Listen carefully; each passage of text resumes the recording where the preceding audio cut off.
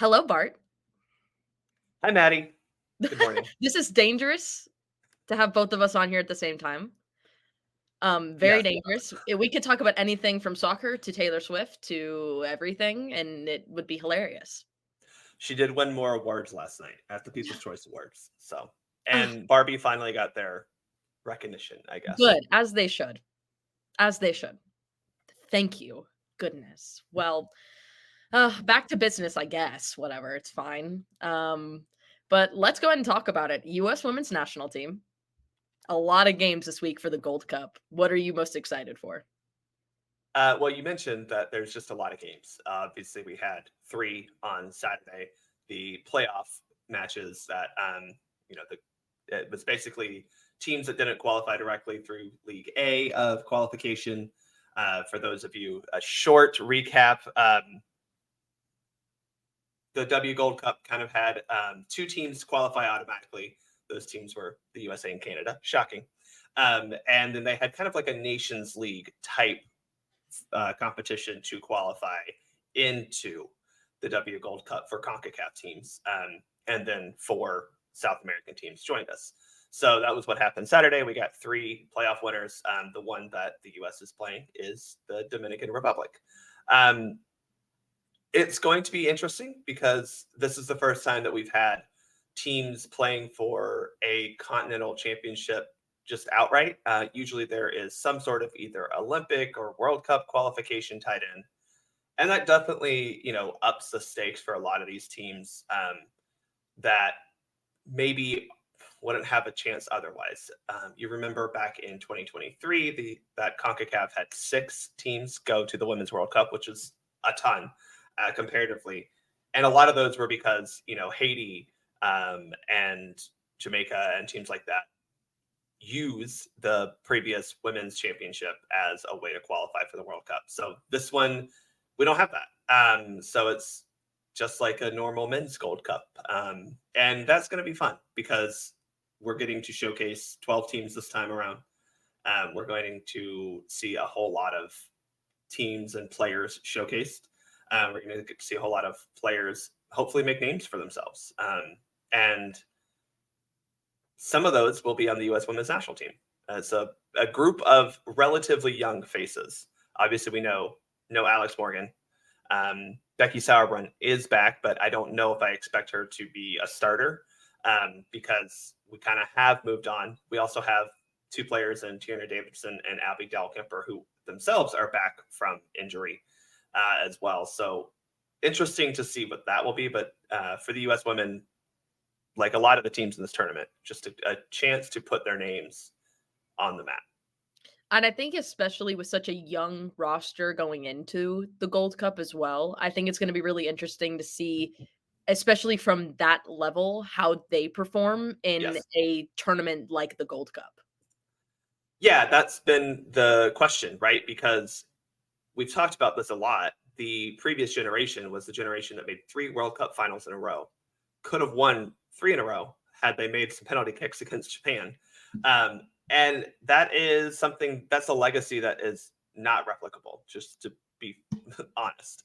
And with the evolving landscape of women's soccer globally, the likelihood that you make a World Cup final is just a lot lower now. So this tournament, as you said, is kind of the first real proving ground for some of these players, like Sophia Smith, for example, who did not have a very good World Cup down under. For players like maybe Trinity Rodman, who has kind of evolved since that World Cup into a goal producer, be it assists or scoring.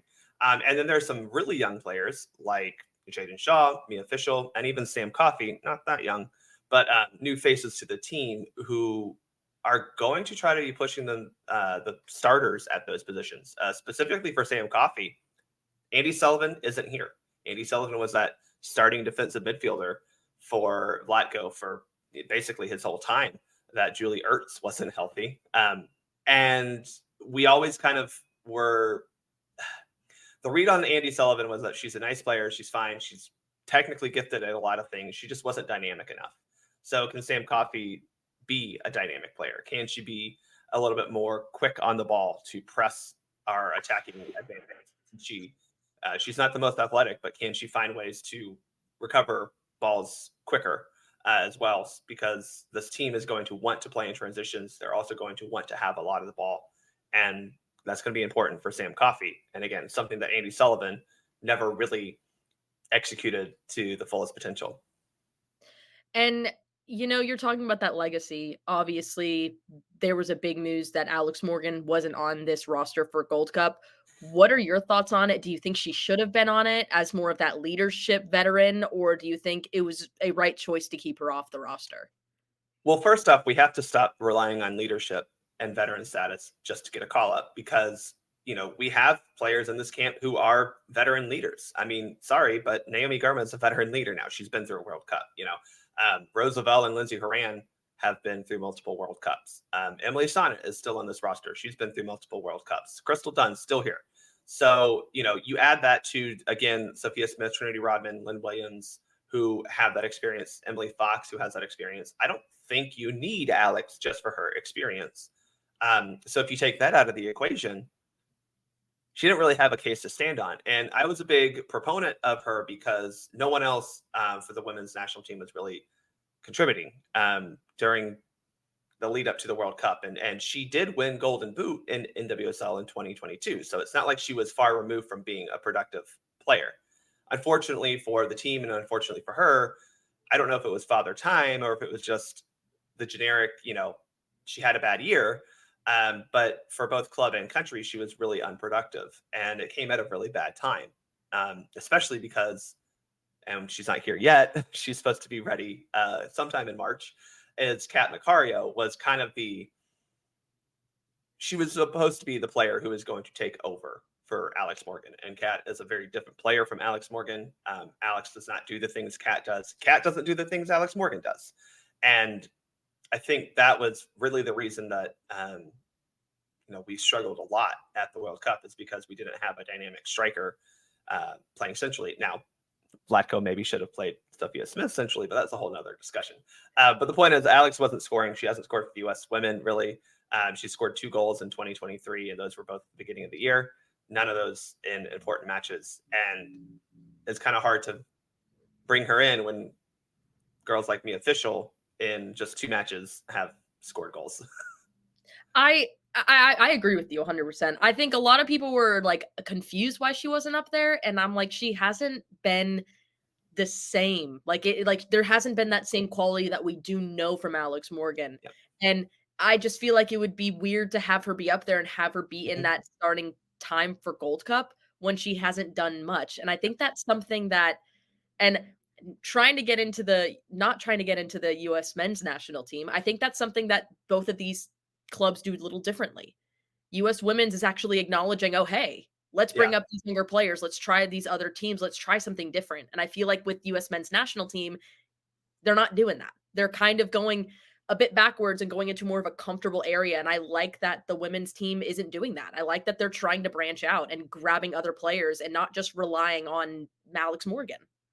Well, and that was a big criticism of Vlatko is that he relied, he kind of had his roster locked in, almost late 2022. He made some changes, obviously. There were some surprises that, again, it was like, okay, well, then why do we bring, for example, Taylor Korniak along for so long when she didn't make the World Cup roster? We could have had Sav DeMello playing a lot more and more comfortable in the Rose Lavelle position, if you will. So you're right. That's how it should work with the national team, especially a national team like the women's national team, the U.S. women's national team that has so much talent. Again, I don't know if Ashley Hatch would have been a great call up for a World Cup. I don't know if that's the answer, but the problem is right now you have Mia Fischel, Sophia Smith. You could bring in an Ashley Hatch. You're about to get Kat Macario back. And on top of Lynn Williams or Trinity Rodman, who can also play in the middle.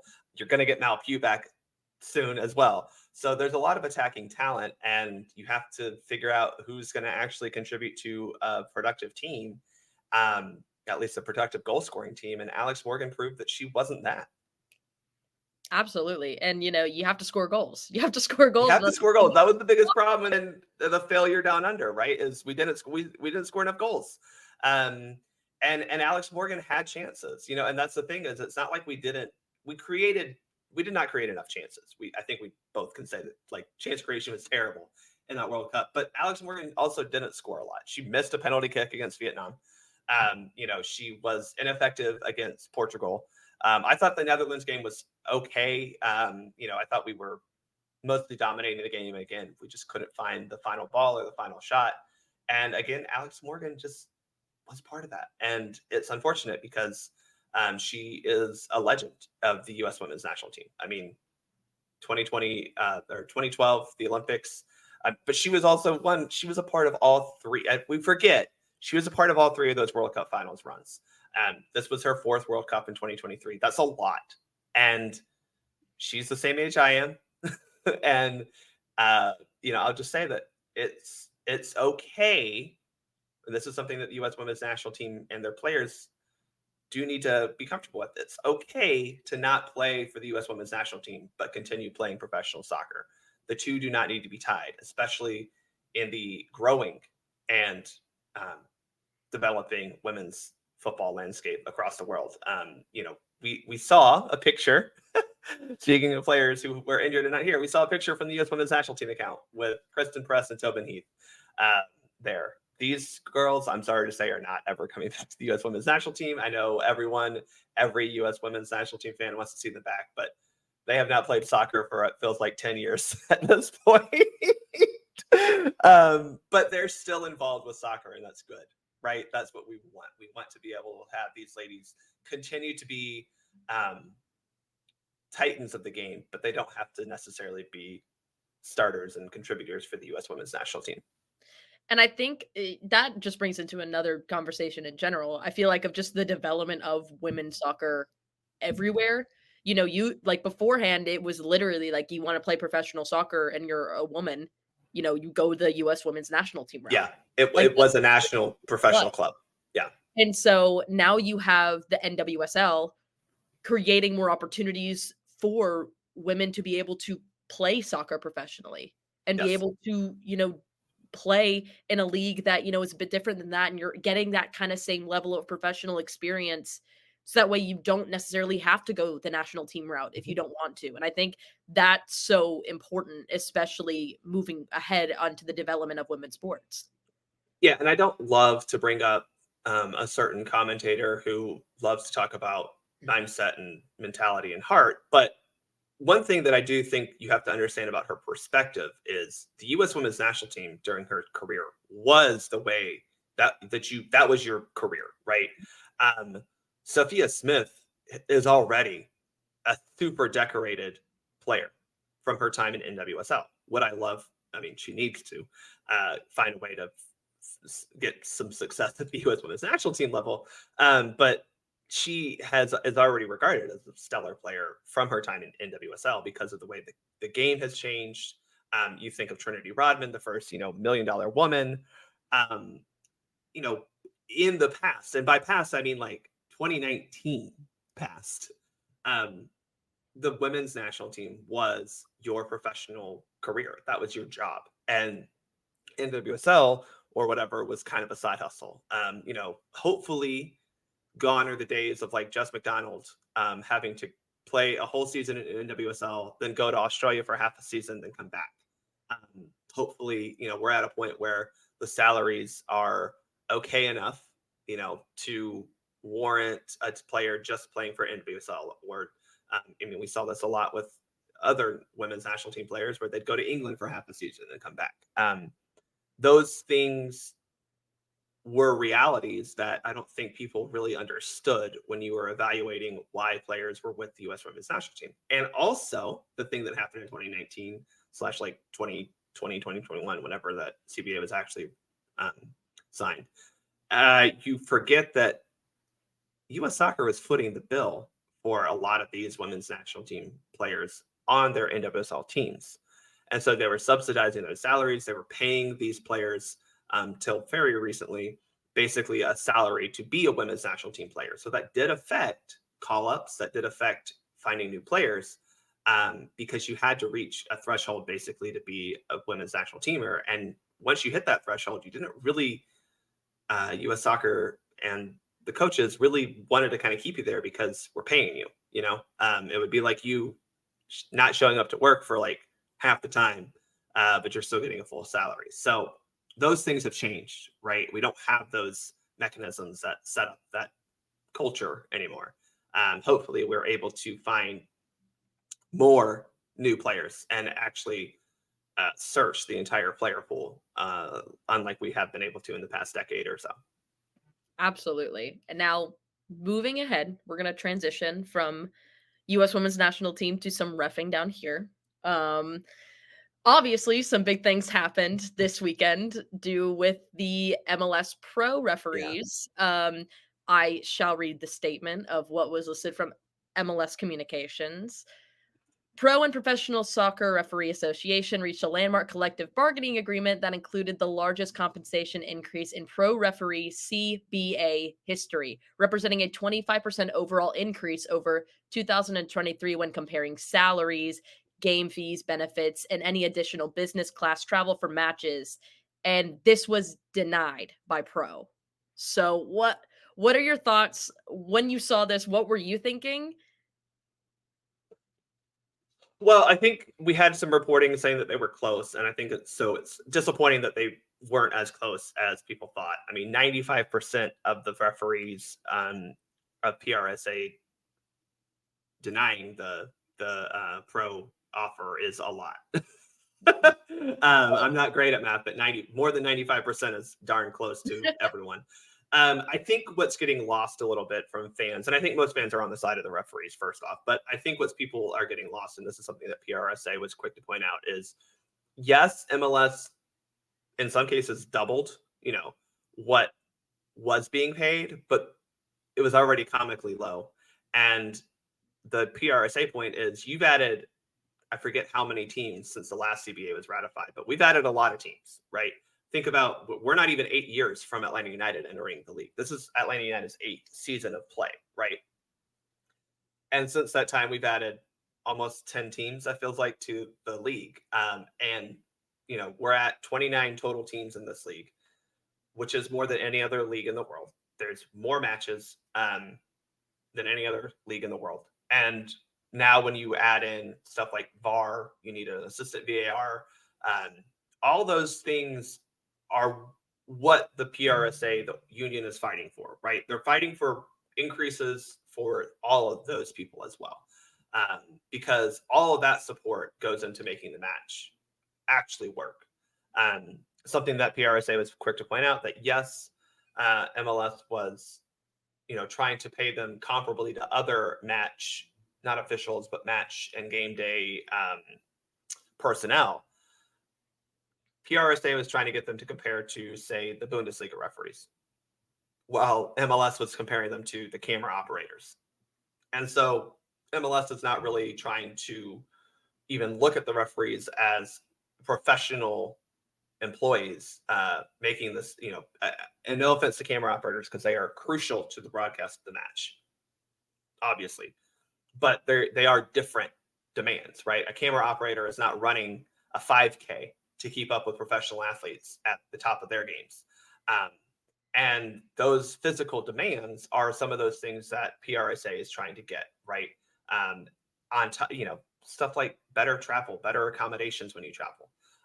Those are important. And yes, there are ways that you could mitigate some travel and all this stuff, but do you really want your best referees available no matter where the best matches are played, right? And we've talked about this before, how they kind of have this tiered ranking of games. PRSA just wants to make sure that the best referees have the best platform and the best support to provide the best possible refereeing to the league. And MLS/Pro is kind of not seeing it that way. Yeah, it seems a very much of like a back and forth. Like that the communication was like, "Hey, we increased their pay." And it's like, "That's great. Like what Right. else what else is coming up in here?" And even that statement reading too from the PRSA president and the lead negotiator, they live for the game, giving 100%. The skyrocketing growth of MLS Mhm. significantly increased the demands of officials mentally and physically. And, they're not asking for fair compensation at the time. The league is reporting record growth. They're also asking for the ability to take care of themselves on the road, at Right. home, to continue officiating at the highest level. And that's from The Athletic. Thank you to The Athletic for giving us that information. But I mean, it goes to show that yes, you want that salary increase, but it also is like, improving the working conditions that these Yes. refs need to do in order to do their job and to, referee the best game that they possibly can.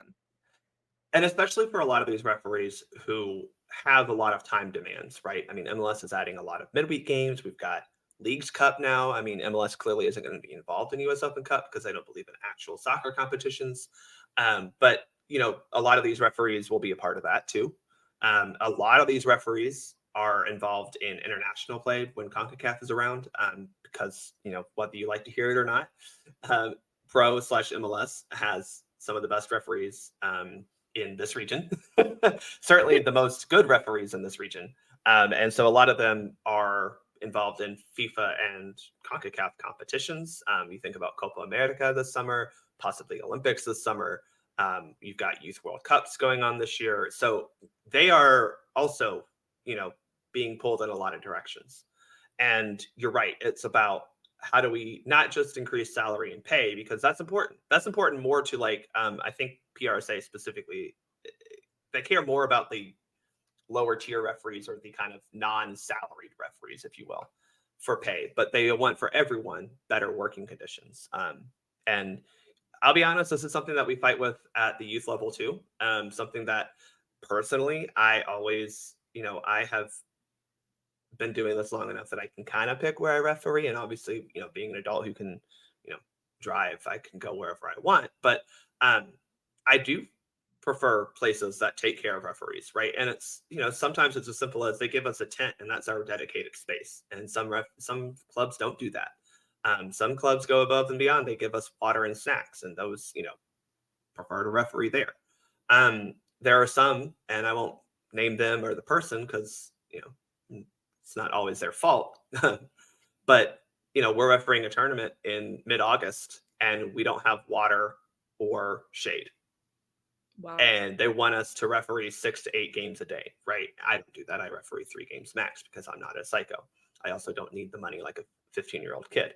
But, those are the things. If you want the referees to continue to do the best job possible, but you're not giving them conditions to do the best job possible, what are you asking for? We're not robots. And as much as we do keep in shape, we're not multiple games a day shape, right? At least I try to keep in shape. I can't speak for every referees in the state of Georgia, so please don't hold me accountable to that. But I mean, the point is, we're all trying to find the best working conditions. I mean, that's true for anyone, right? And these referees deserve to be treated with respect and deserve to be treated like an integral part of the growth of this league. And, we could talk about the problems that MLS is having with capitalizing on the Messi effect right now because they seem to be penny pinching at every possible opportunity. But this is not the place you want to do that, especially with world stars coming to this league. I know we talk about, pro referees not being great all the time, but you want them to be trained. You want them to be as professional as possible. And replacement refs probably aren't going to do that. No, and you mentioned the replacement refs. We're gonna have some replacement refs for the games probably this weekend. On Wednesday, when Messi plays against Real Salt Lake, you will not Literally. have pro referees, and I guarantee you that they will not be as good as the pro referees. Sorry. Exactly, and, like, that's the thing, you're gonna see that diminish, and, if I'm an MLS club, like, I'm like, "Oh gosh," like, so there has to be some sort of, like, like, "Let's get on it. We gotta figure this out," and I don't know how that table is gonna, switch so fast, Yeah. especially with the season starting and where that's gonna fall into it. And what I don't know, they gave some stats about the referees, but I've said in the past, I think it'll be a lot of Pro 2 referees, which are the people who handle USL and NWSL referees assignments a lot. And they're just not in a position to turn down those calls because, one, they're already employed by basically the same organization, right? And two, they also need money. They're not the ones striking. They're not getting money for not playing these games. You know what I'm saying? And so I do expect a lot of those to be those referees. But there are a lot of referees who do both. Tori Penso is one of those who I don't imagine we'll see this year. She can go work a lot of FIFA games if she wants. She is well regarded in that realm. She'll be fine. Oh yeah. She'll probably be busy during W Gold Cup, and it'll be good. So I think that's going to be something. I mean, that's something that you could take into account now. Is you've got W Gold Cup coming up. You've got Nations League in March. So yeah, it's going to be interesting to see where they pull these referees from, and if they're U.S. or Canada based. I don't know if they'll be international. I don't know if they're retired referees who are coming back out of the woodworks. I don't know. They did mention Mark Geiger coming off the bench to be a VAR.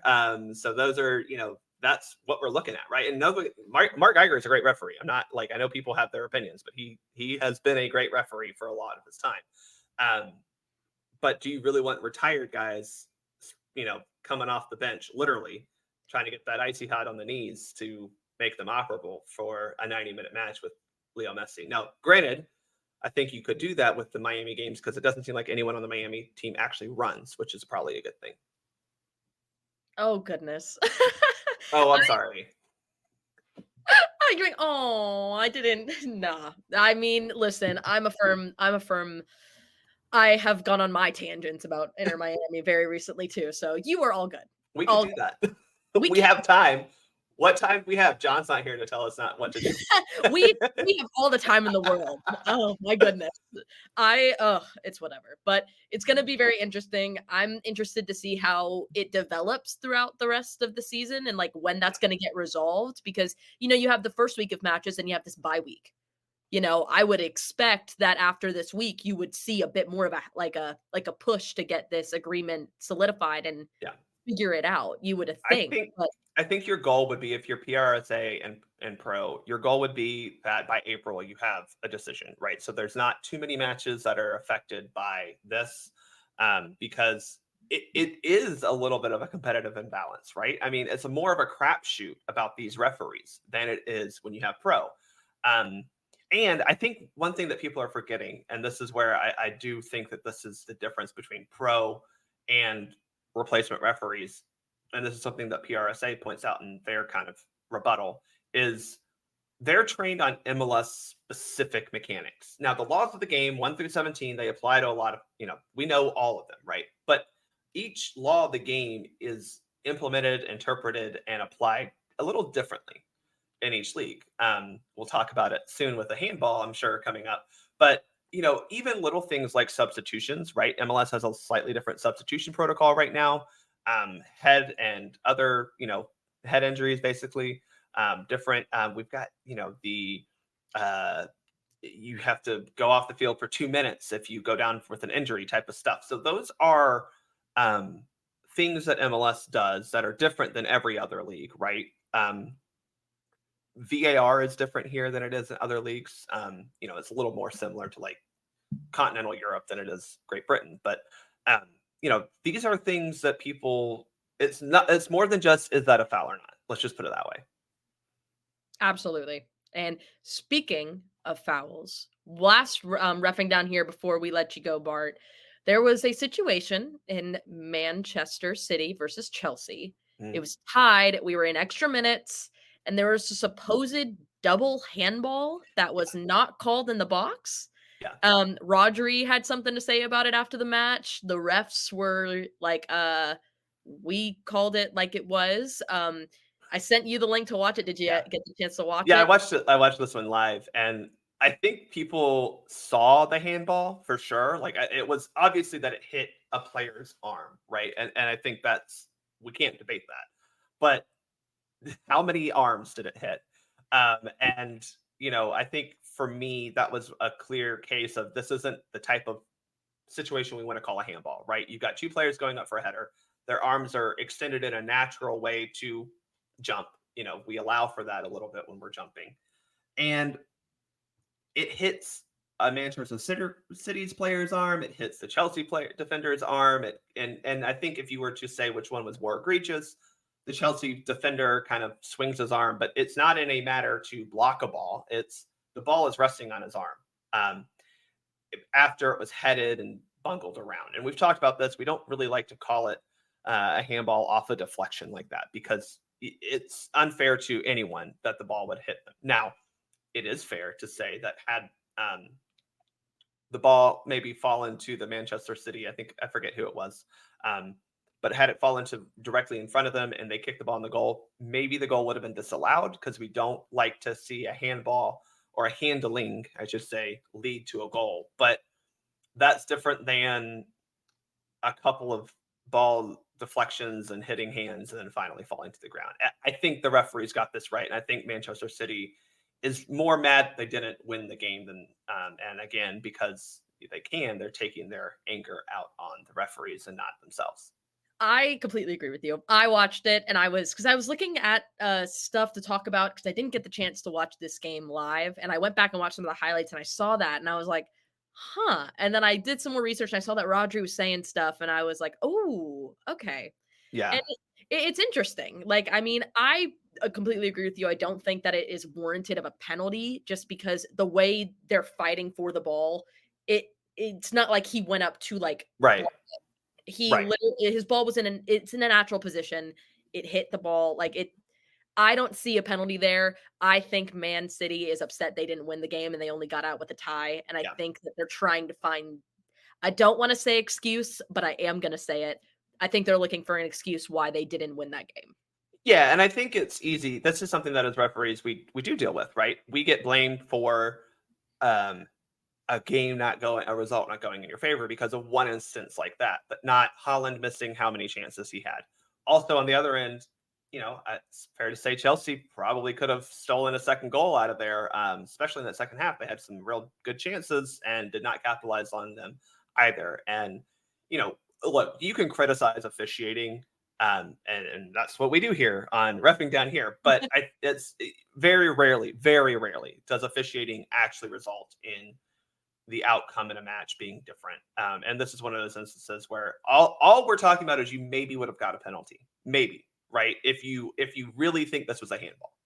And I don't think it was a handling offense. It's one of those where like this happens. You have to allow for the ball to sometimes hit someone's arm because the arm is also still on the field of play.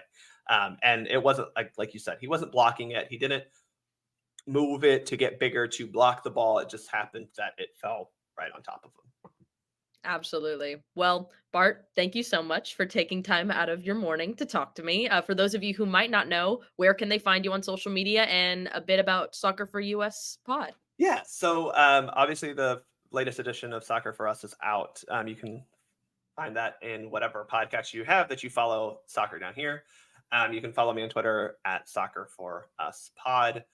We'll be recording this week. Got to figure out when because there is a lot of US women's soccer games going on this week. But we're recording with the For the Culture pod about the MLS jerseys. So we will be talking about the jersey. We're going to be talking about visual stuff on an auditory medium. So that'll be fun. But we'll be doing that with Greg from For the Culture. That'll be he does a lot of jersey design and critiques. So I wanted to bring him on. For those of you who can't see, because I don't know how this is going to be actually implemented, but I'm wearing the old Atlanta United Forest kit. So, RIP to that one, but arises a new, better, beautifuler kit. Oh, absolutely. Once it gets cheaper, I'm definitely gonna buy one of those. I bought this jersey for $59 because I waited for it to go on sale last November, and I will be doing that again for all of these because I am very mad at MLS for raising prices as much as they did. I remember back when I bought my first 5-stripe jersey, it was $119. And now it's $159 to start with. That's not even customization. Oh yeah. Thanks, MLS. Well, I appreciate it, Bart. Thank you so much, and we will see you here soon for Soccer for Us. Thanks, Maddie. Y'all have a good one.